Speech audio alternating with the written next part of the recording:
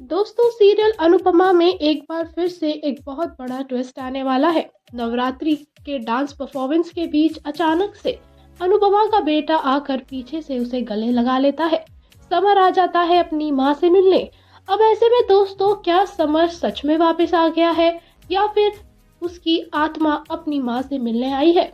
लेकिन इस बार समर के कपड़े भी काफी अलग है। नवरात्रि में पूरा सज धज कर आया हुआ है अनुपमा का बकुड़ा। दोस्तों, क्या है सीरियल में आने वाले एपिसोड की कहानी? क्यों आया है समर और वो क्या कहना चाहता है?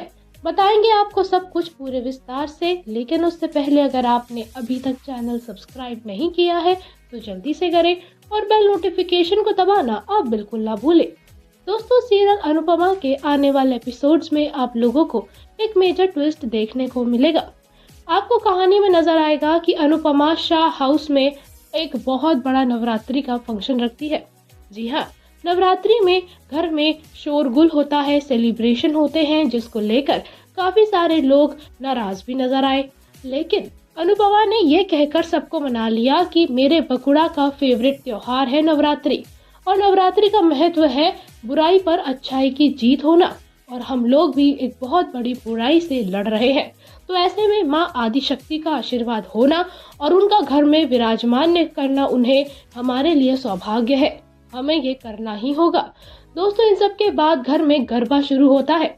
आदिशक्ति के सामने बहुत ही अच्छे से डांस परफॉर्म करती हुई घर की तीनों ही बहुएं नजर आती है। सबसे आगे अनुपमा होती है।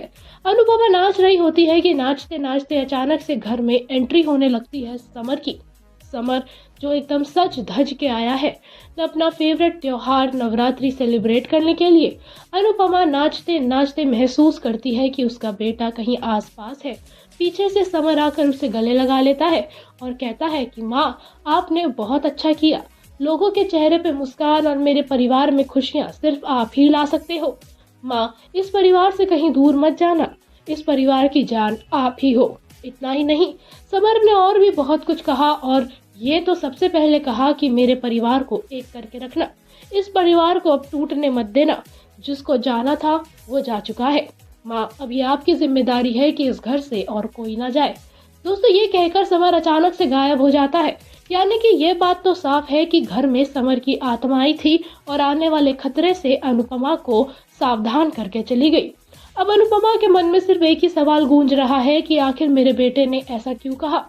अब ऐसा कहने के बाद अनुपमा बहुत बड़ा कदम उठाएगी जिससे जिससे अनुज और अनुपमा की जिंदगी में बहुत बड़ा तूफान आएगा। अनुपमा ये कसम खाएगी कि वो एक बार फिर से शाह हाउस में रहने वाली है। अगर वो शाह हाउस में रहेगी तो जाहिर सी बात है कि अनुज और छोटी से उसका कनेक्शन कहीं ना कहीं टूटता हुआ नजर आएगा।